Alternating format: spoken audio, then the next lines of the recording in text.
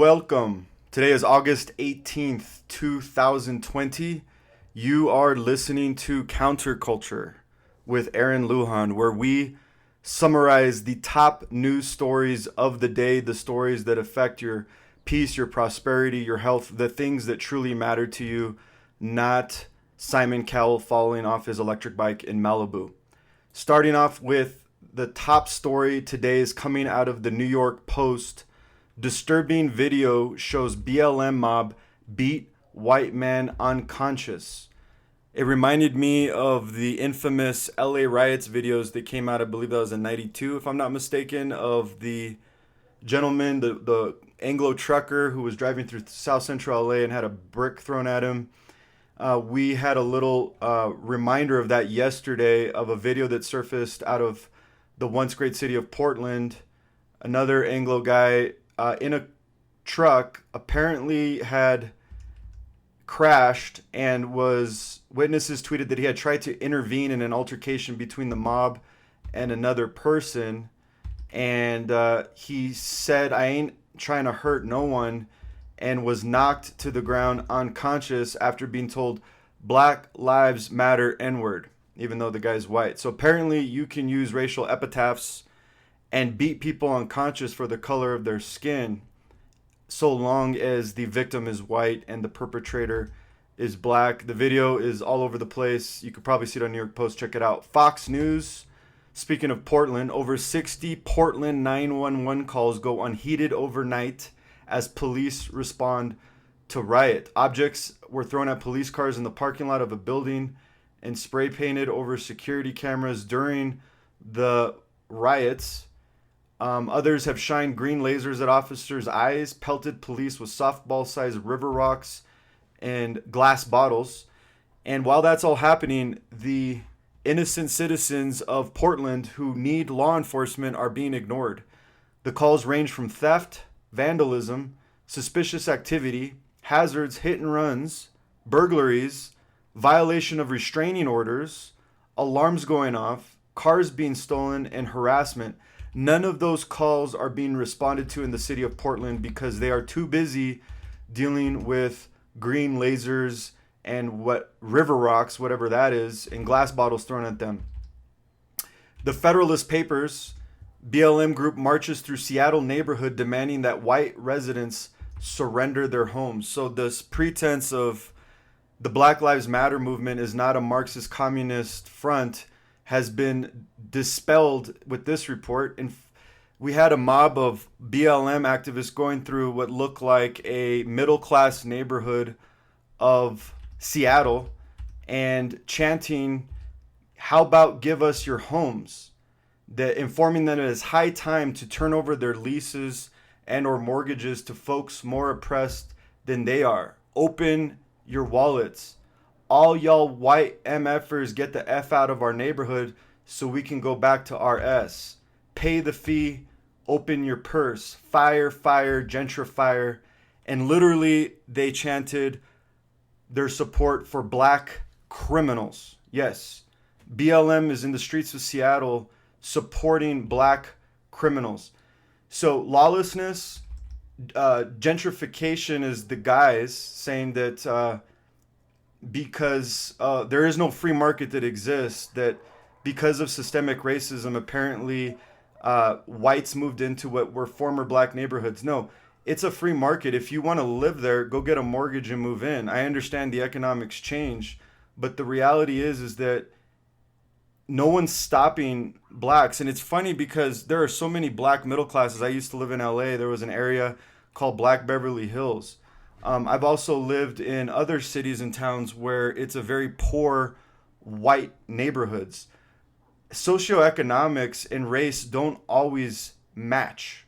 You will have very poor white neighborhoods. You will have wealthy black neighborhoods. That's just the reality of the society we live in. But yet in Seattle, they ignore the laws of economics and the free market and are demanding wealth confiscation in the streets of Seattle. Definitely a communist organization.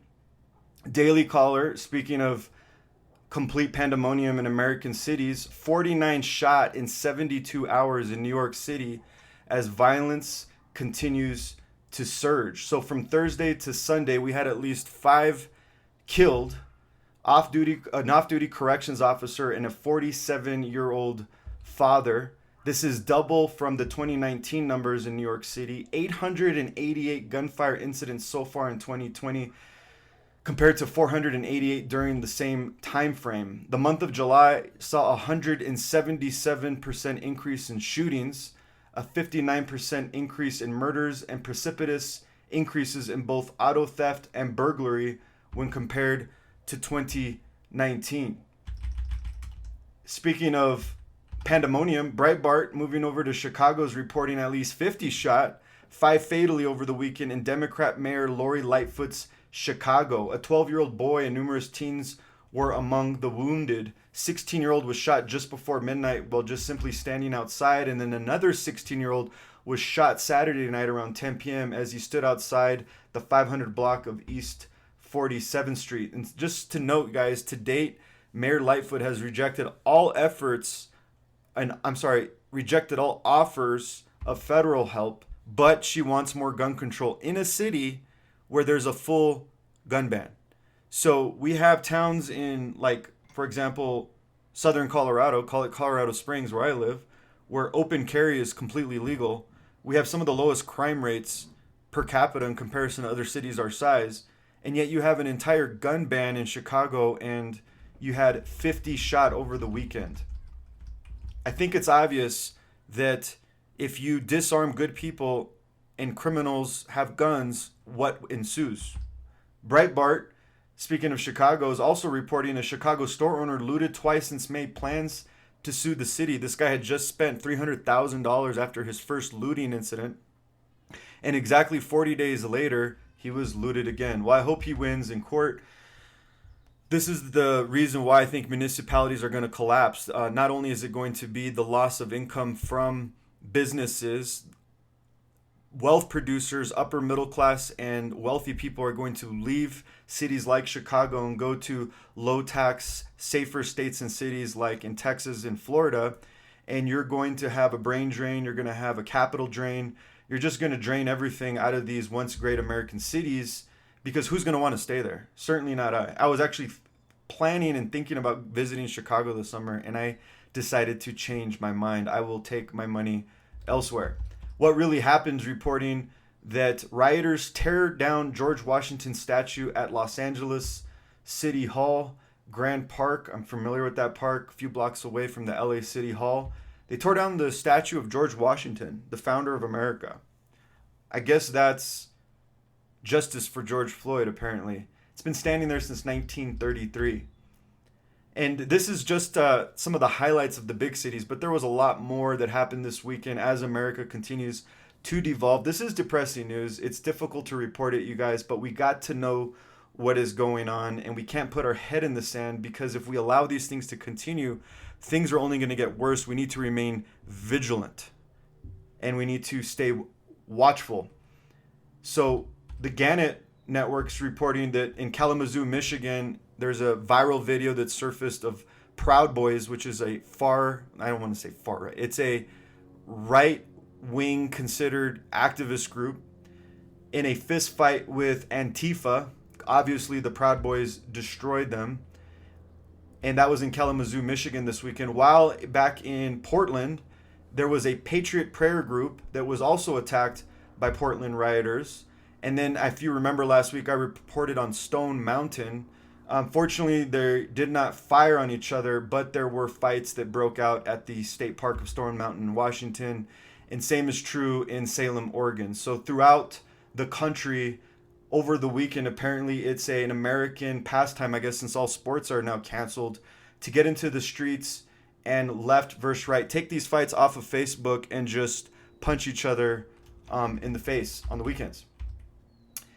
But if that isn't enough, we have Democrat Congress people calling for this. The Federalist Papers is reporting that Massachusetts Democrat rep and squad member Ayanna Pressley recklessly calls for more unrest in the streets. Appearing on MSNBC Saturday to discuss taking to the streets to protest the Trump administration's COVID-19 policies, she's quoted, So this GOP-led Senate and these governors that continue to carry water for this administration, putting American people in harm's way, turning a deaf ear to the needs of our families and our communities, hold them accountable. Make the phone call, send the email, show up. You know, there needs to be unrest in the streets for as long as there's unrest in our lives. Yes, that is a sitting congresswoman in the United States Congress calling for chaos in our streets. Shifting gears to politics in the elections, Daily Wire is reporting that vile fake news media, demonic Democrats used death of Trump's brother to attack the president. They said the wrong Trump died. Black coffee break. Difference between the headline of the Washington Post obituary of former ISIS leader Abu Bakr al-Baghdadi compared to the Washington Post obituary of Robert Trump is fascinating to me, because they praised the ISIS leader and dissed the president's brother. That shows you who runs the Washington Post. I personally think it's a captured operation by intelligence agencies, but that's just my wild conspiracy tinfoil hat theories. Max Berger, a former staffer from Senator Elizabeth Warren's campaign, saying COVID took the wrong Trump. And it goes on and on and on and on and on. And I don't want to go down that road because it's just really dark and disgusting. So let's just summarize it as saying that a lot of the far left of the Democrat Party, and I keep saying far left, but I feel like they're taking up more share of the pie. What used to be on the fringes now it seems to be becoming the mainstream narrative. The mainstream force in the Democrat Party is becoming a death cult. It's a death cult. They celebrate the death of their enemies. They celebrate literal death with the wholesale legalization of abortion, etc. Fox News, New York Democrats angered after New York Police Department union endorses Trump.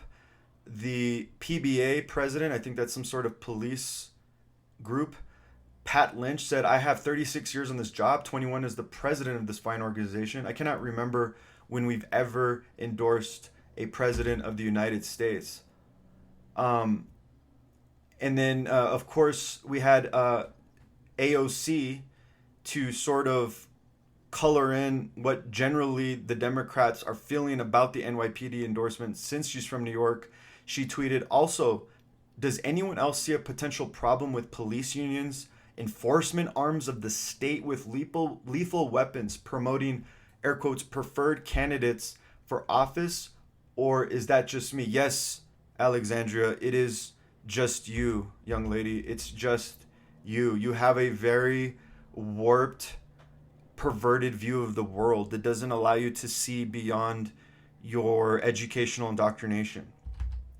Western Journal, leftists savage Biden after he says most cops are good on first night of DNC. You see, I put these two stories together because it just paints the picture of where the Democrat Party is in their anti-law enforcement, anti-law and order platform. Because that's, let's call it that. It's a platform because we had the kickoff of apparently a very weird Democratic National Convention last night, since they couldn't get any police protection, and they used the cover of COVID to say, well, we're not going to meet virtually anymore.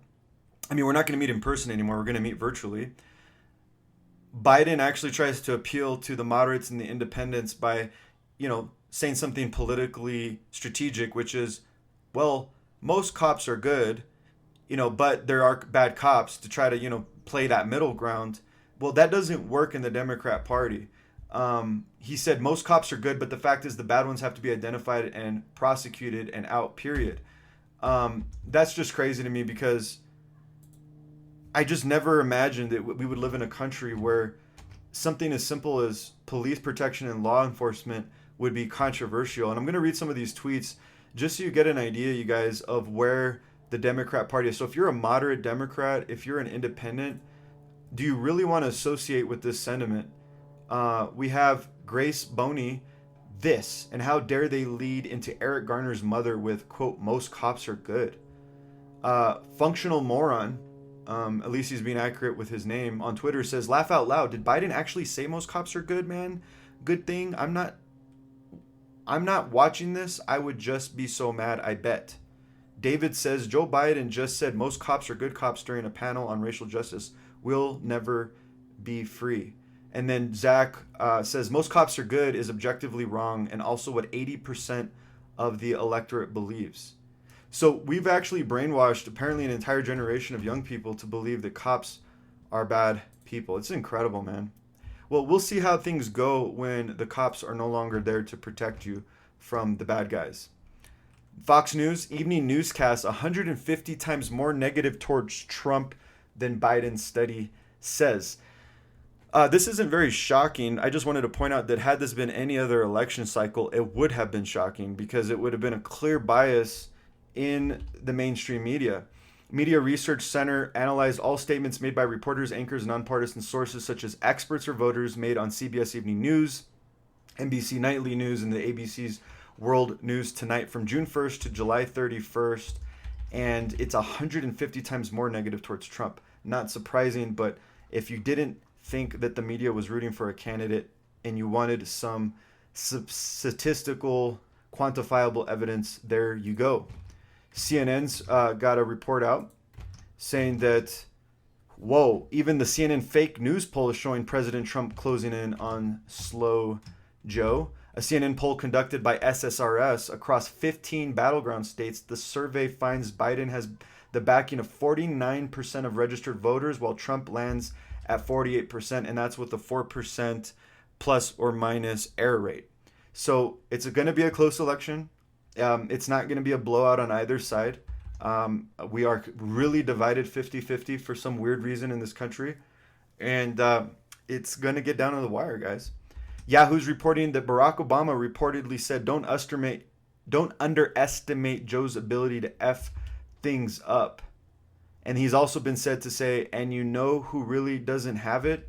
Joe Biden. This is Politico is reporting that purportedly Obama said this, and I'm going to have to agree with Obama on this one. I'm not going to underestimate Joe's ability to mess things up, Barry. I'm just not. It looks like, yeah, you know the thing. Come on, man. Western Journal, speaking of loony Democrats, Democrat Representative James Brown, Maxine Waters, calls for activation of the 25th Amendment, removing Trump from office. The 25th Amendment says that you are mentally incapacitated to serve as the president. You need to be physically removed. So now we have James Brown, also known as Maxine Waters, calling for the removal of the President of the United States under the 25th Amendment. Yes, welcome to 2020. Shifting gears, Gannett's got an article out, and I'm going to get into this U.S. Postal Service scandal, you guys, because this seems to be the thing that's kind of has legs, as they say in the news biz. And one thing, speaking of legs, Taylor Swift. So I don't really even understand. I think I've listened to 30 seconds of a Taylor Swift song once in my life. I understand that she's a uber popular music artist, especially with the millennials and the Gen Zs, and probably a lot of immature Xers and whatnots. This is the strategy of modern day American politics, is to use these celebrities to push their agenda with regards to elections. You don't reach the culture, you don't reach the masses through political operatives. You reach them through celebrities that previously were famous for, writing music and being in film. So I guess Taylor Swift, because we all know she's not independent. You don't get into those positions being independent. She's being controlled. She's compromised. And so now she's political, okay? Because they need to get her fan base to hate Trump and to support Biden. So she's calling out Trump for dismantling of the USPS, encouraging her fans to vote early. Essentially what she's doing, you guys, is she's condemning Trump for opposing the supplementary funding of the United States Postal Service. Let me just air out the facts here. The USPS has been funded in full for 2020. When you hear Democrats cry about defunding the post office, that's a lie. It's a manipulation. Because when they say Trump is, quote unquote, defunding the post office, what they're actually referring to is that Trump is not approving additional funding for the post office. You see that manipulation? And the reason he doesn't want to approve additional funding is because that additional funding is specifically designed to empower the post office to handle a mail-in election. And that's rife with voter fraud. We've all covered that extensively in this podcast and throughout the blogosphere and the news cycle. So Taylor Swift, ma'am, he's not dismantling the post office. He's just denying additional funding. There isn't actual corruption going on. And the reality is it's being denied because of the potential opportunity for fraud. Legal Insurrection is reporting desperate Democrats go all in on anti-Trump post office hoax. Yeah, exactly what I just said. Universal mail-in voting is what for the supplementary funding is for. That's not what we want. But what is interesting, though, is that there seems to be another solution. Zero Hedge has an article out that the USPS just filed a patent for a blockchain-based secure voting system. So if we all know what blockchain is, that's a very transparent accounting system, if you will, that's all online, that will keep track of the votes in a transparent manner while still appeasing those who don't want to vote in person. So if you really, really want to allow for people to not have to show up to vote, why not champion the blockchain system? That would be an opportunity, but they're not going to do it because you can't steal an election through a blockchain-based secure voting system. Speaking of voting in person, 100% fed up, DC liberals protest in person to oppose having to vote in person. Ladies and gentlemen, irony is dead, and the Democrat Party killed it. Yes. Efforts to hinder mail-in voting is why they were there in person, not social distancing, in masses, at the home of the Postmaster General Louis DeJoy. Incredible. Do they not see the irony? Recently, Congressman Lewis was buried, and they had thousands show up to pay their respects. And there was no issue then. It seems to only be when it comes to an election. Interesting, isn't it? I'm calling bogus. I'm calling BS. And good news, Daily Caller has an article out. Black people don't have to vote Democrat. GOP challenger in Baltimore releases ad attacking decades of Dem rule. And I will note that this is a black woman who's running for office in murder capital of America, or at least to be murder capital of America, back way in the old days of 2019, Baltimore, Maryland. She's got an ad titled "Black Lives Don't Matter to Democrats." The Republican Maryland 7th District congressional candidate Kimberly Klacik has said in her ad, "This is the reality for black people every single day. Crumbling infrastructure, abandoned homes, poverty, and crime. Baltimore has been run by the Democratic Party for 53 years. What is the result of their decades of leadership? The worst place for a black person to live in America is a Democrat-controlled city." I have to agree with Kimberly Klacik. Best of luck to you, girl. I hope you win. Baltimore needs you.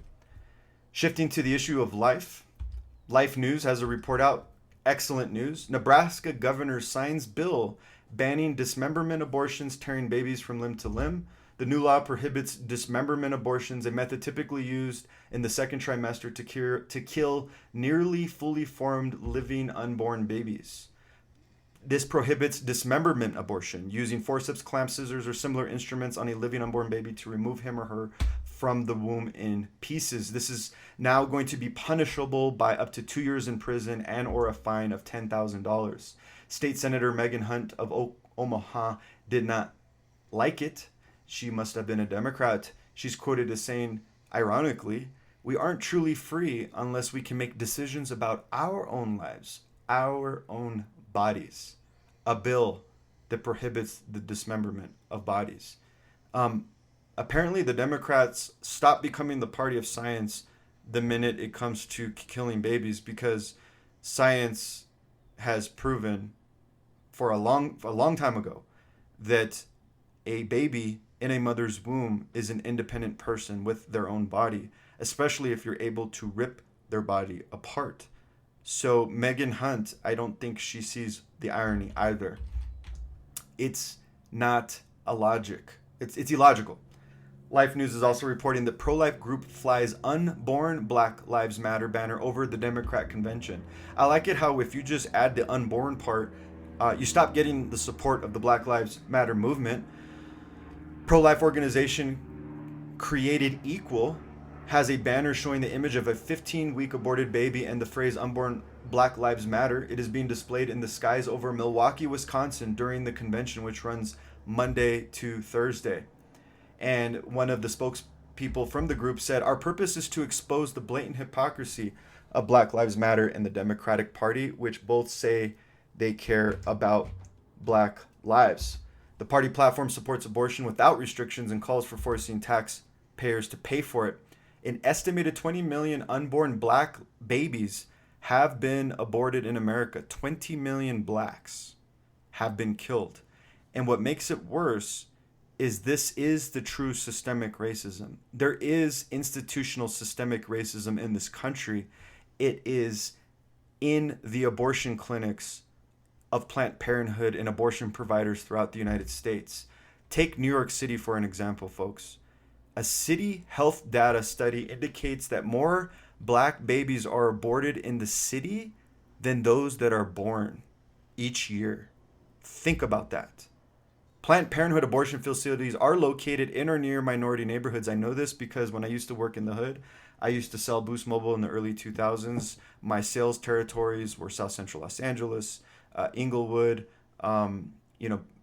poor areas of Northridge, just low income areas. That was what my product did well in. So I became very familiar with the hood. And one thing I noticed is there were a lot of abortion clinics in the hood. But when I'd go to the suburbs, when I'd go to nice areas, there was a lot less abortion clinics. And I always thought that was very interesting. African Americans make up 13% of the US population, but have almost 40% of all the abortions. So I will agree with the left. Yes, we do have systemic institutional racism. It's in the abortion clinics of America. So yes, unborn Black lives do matter. It's not a good chant, but it is true. Save our Black babies. Save all our babies. Switching gears, Fox News has an article out. China's anti-Trump election meddling raises new alarm as DNI calls country biggest threat. So I'm going to read the first paragraph of this article. Remember in the old days when the mainstream media and the Democrats used to hyperventilate about election interference and how we need fair elections and we're undermining our democracy by allowing Russia to interfere in our elections? Well, speaking of election interference, we have real election interference, but we're not hearing from the mainstream media about this. We're not hearing from the Democrats about this. The director of national intelligence, John Ratcliffe, told Fox News that China poses a greater national security threat to the United States than any other nation, detailing a web of threats that includes election, influence, and interference. Oh, yes. Economically, militarily, technologically. And just to give you some concrete examples, because that's not something that the left or the mainstream media was able to do when discussing Russia, but I will do it for you in regards to China. Here's a concrete, specific example that's not disputed about Chinese election interference. Graphica is a group that had maintained social media accounts from the pro-Chinese political spam network Spamiflage Dragon, began posting English language videos that attacked American policy and the Trump administration in June. Some of these accounts made on YouTube and Twitter used artificial intelligence generated profile pictures to make us believe these are real people on the socials that had a political opinion when it was being paid for by the communist Chinese. Water break. I think I'm going to pee in my pants by the end of this podcast because I've had 2 cups of coffee and 2 glasses of water. Lord help me. Daily Caller, former CIA officer and FBI linguist arrested for sharing top secret info with the Chinese government. Alexander Yuk Ching Ma, 67 years old, was arrested Friday after meeting with an FBI undercover employee who he expressed his willingness to continue helping the Chinese government in an effort to see, quote, the motherland succeed, according to a Justice Department statement. Yeah, so while you're being lied to by the mainstream media, just know that there's arrests taking place uh, of Chinese spies in the country selling us out. We're in war with China, guys. Speaking of a war with China, back in their motherland, CBN News is reporting that the Chinese government cracks down on all religious material in churches must be approved by the communist regime. The Chi-Coms started inspecting books, photo albums, newspapers, and literature printed by Christian churches. Articles published by a church must have permission from specific institutions that are responsible for religious publications in order to be printed, and their distribution is limited to a certain amount of people. But I will leave you with good news. One of the pastors from the Christian church says, "We are pressured to give up our faith, but we will persevere." Yes, that is our legacy as the church. Regardless of the oppression, regardless of the persecution, we don't die, we multiply.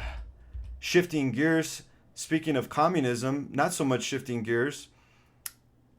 Speaking of the Christian church and communism, Todd Starnes is reporting late night California court ruling upholds highly unconstitutional ban on indoor church services. You guys see why I knit those two together? We got communist Chinese persecuting Christians and saying what you can and can't do in your church.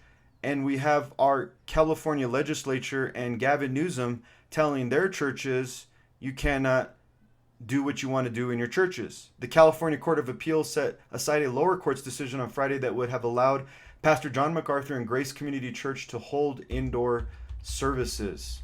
Yes, a lot of commonalities between the California legislature and the communist Chinese, huh? Must have been all that Chinese food, but I'm racist.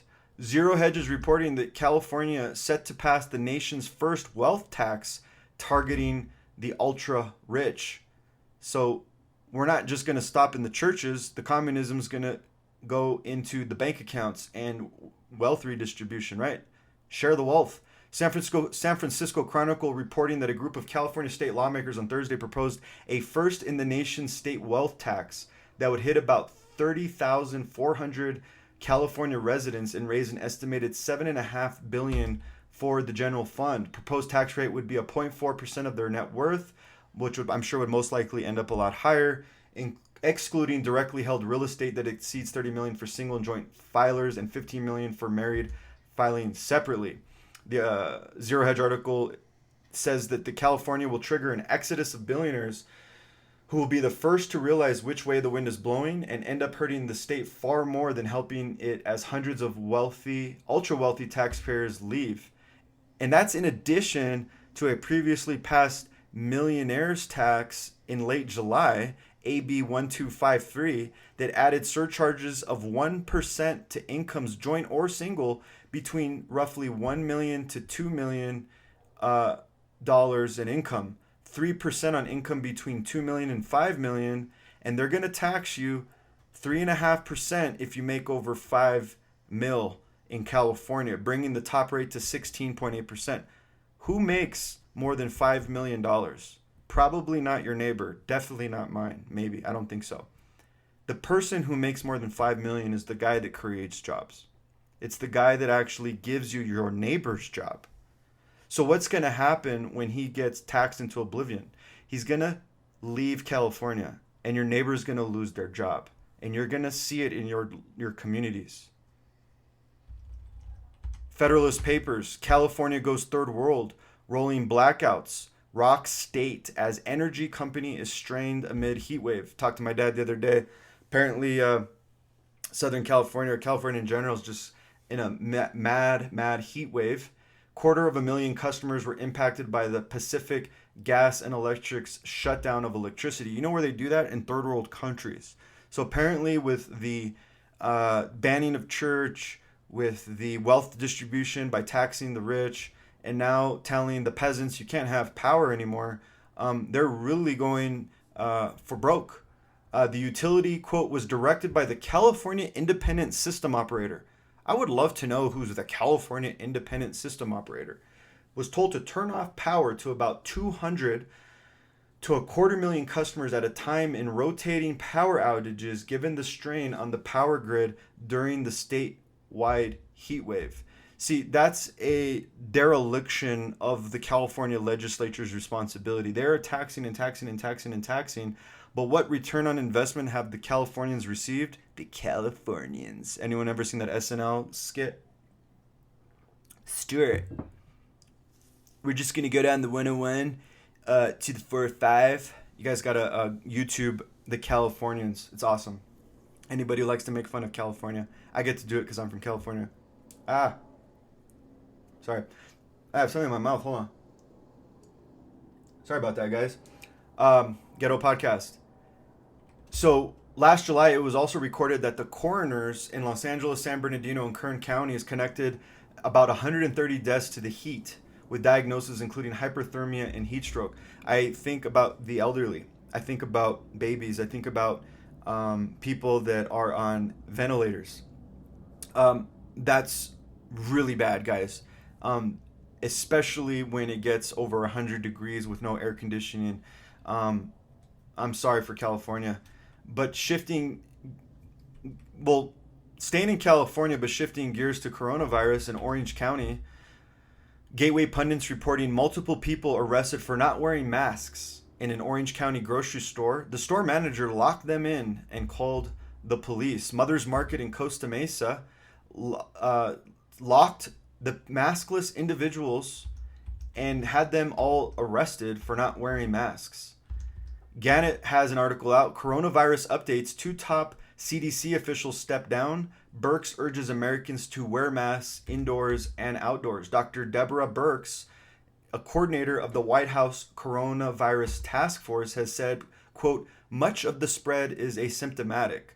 I know we all want to believe that our family members cannot be positive." They are. Well, they are? You know that, Ms. Birx? It just came out, I think, from the WHO that asymptomatic people are incredibly rare.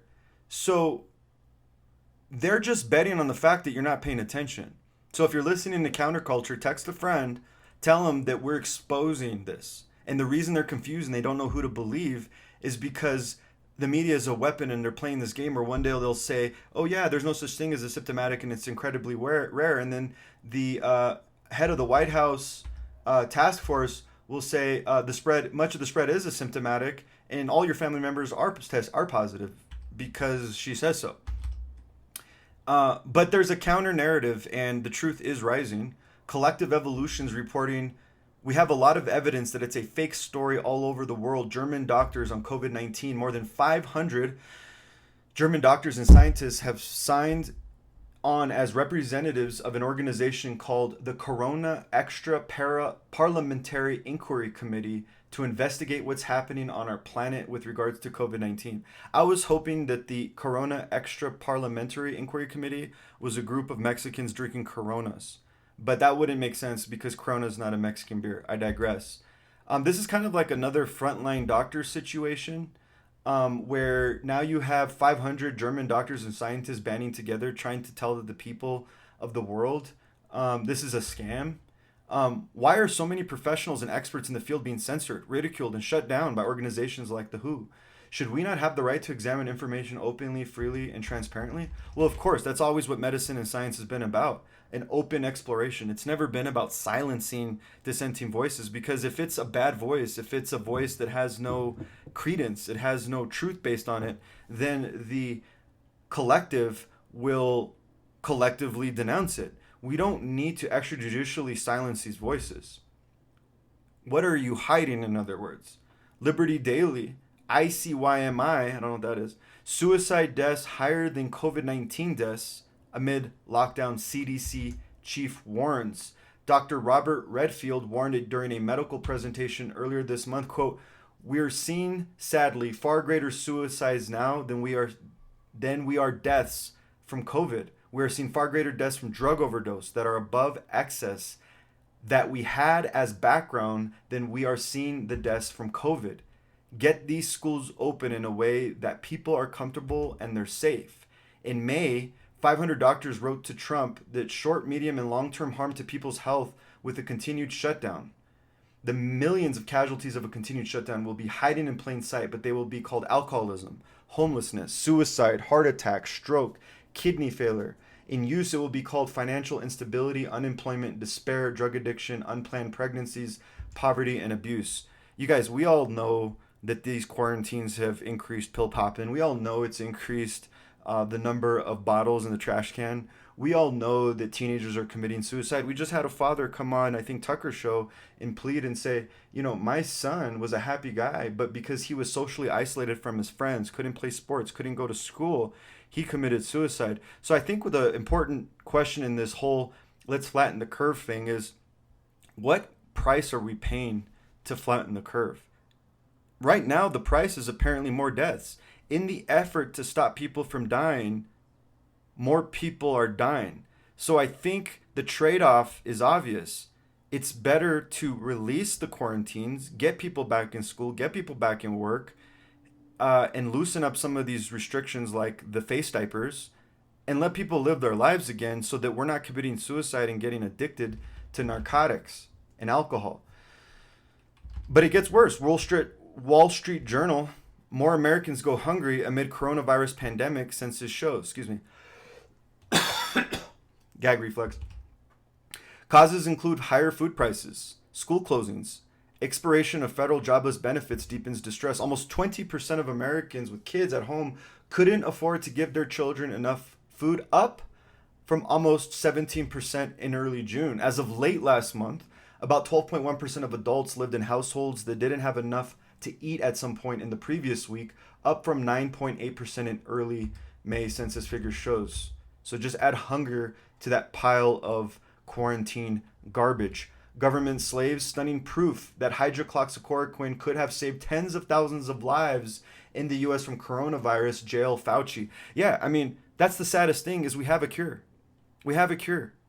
I mean, it's literally admitted on the CDC's own website. It's been FDA approved for over 60 years. I'm going to keep repeating this. The latest international testing of hydroxychloroquine treatment of coronavirus shows countries that had early use of the drug had a 79% lower mortality rate than countries that banned the use of the safe malaria drug. That could have been lowered by possibly 80% if HCQ use would have been promoted in the US. You guys, you know what that equals in numbers? 100,000 lives. You know who's faring better than the United States? Ukraine, Greece, communist Cuba, Morocco, literally an African nation that was just, their neighbor was just bombed. Indonesia and Algeria fared better than the United States. So we're being lied to, you guys, and we're being killed. Real clear politics. Speaking of hydroxychloroquine, Minnesota Democrat Governor Tim Walz wants to do the waltz, quietly reverses course on hydroxychloroquine. Interesting. So apparently now it's becoming politically advantageous to save people's lives. Well, I hope so. Minnesota became the second state to reject regulations on hydroxychloroquine. And you know what that made me think? Obviously, Minneapolis is a horrible place to live, but people may move to other places in Minnesota that have COVID because they don't want to die.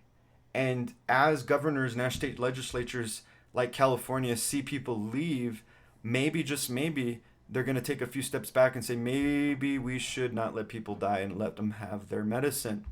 Zero Hedge is reporting doctors pen open letter to Fauci regarding the use of hydroxychloroquine for treating COVID-19. Physicians worldwide discovered that high-risk patients can be treated successfully as an outpatient within the first 5 to 7 days of the onset of symptoms with a cocktail consisting of hydroxychloroquine, zinc, and azithromycin, or it's also known as doxycycline.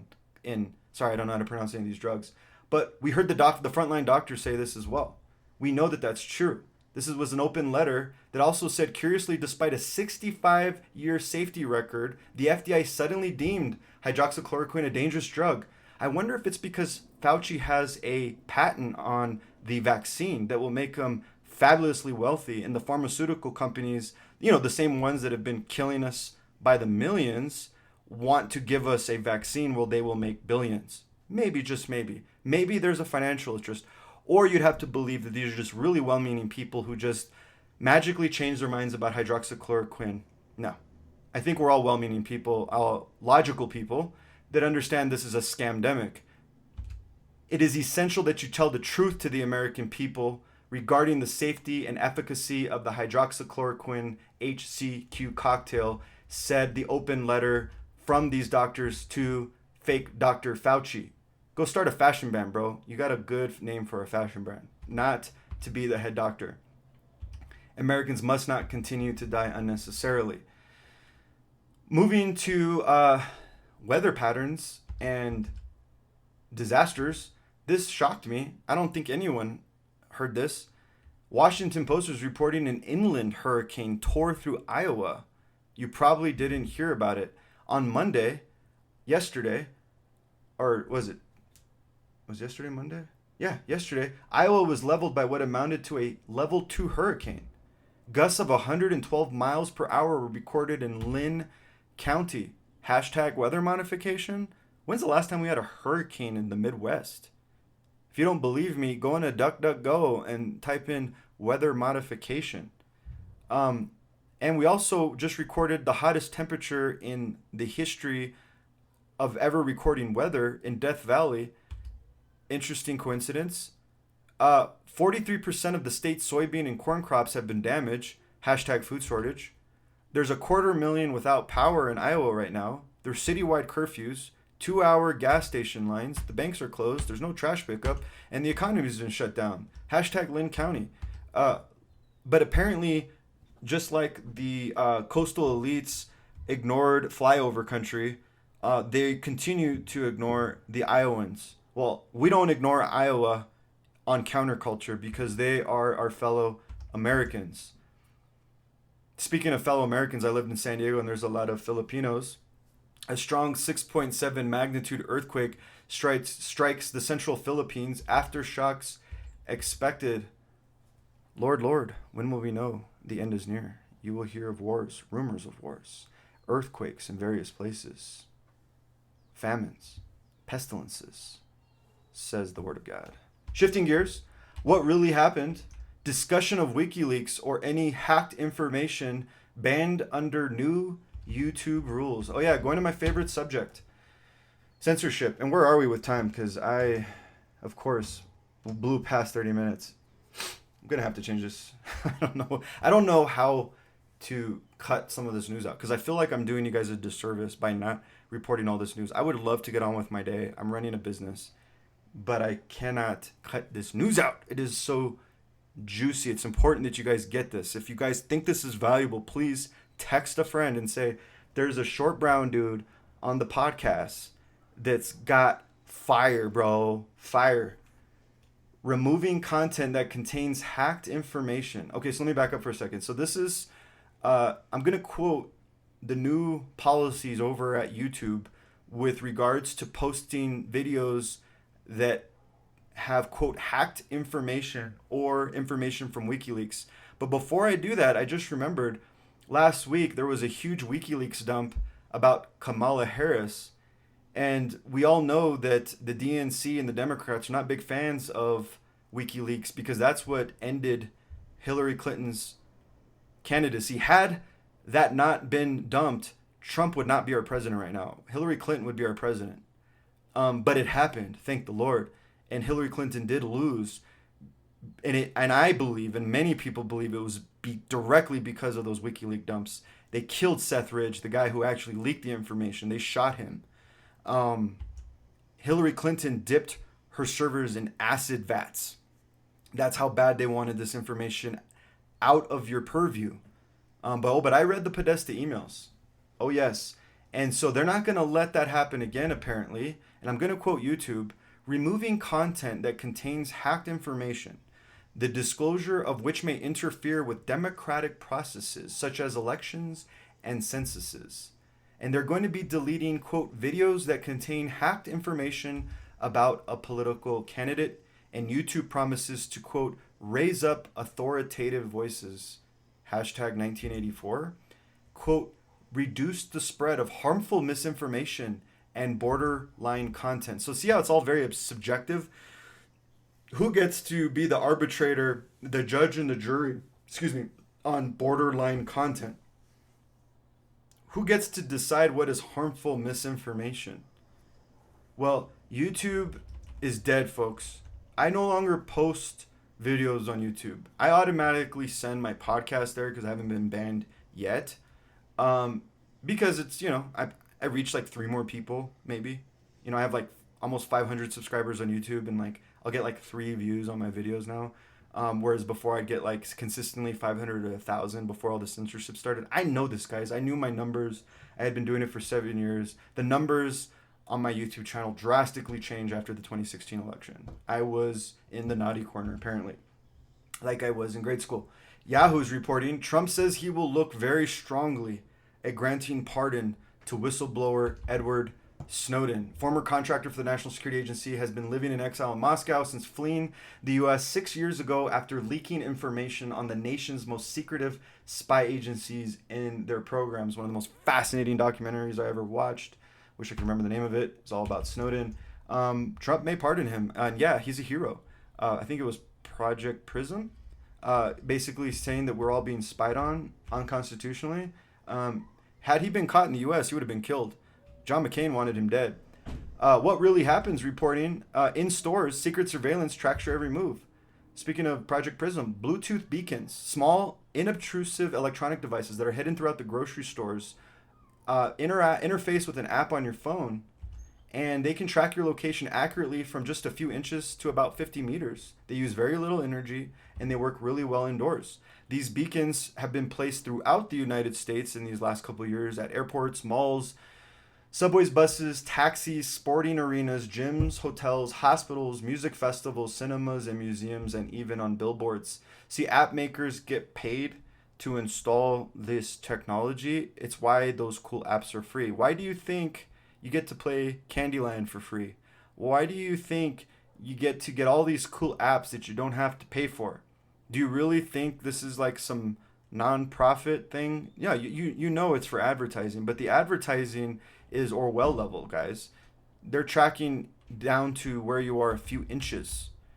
Speaking of the deep state and exposure, RT is reporting InfoWars reporter Millie Weaver has been arrested mid-premiere of her whistleblowing documentary investigation titled Shadow Government.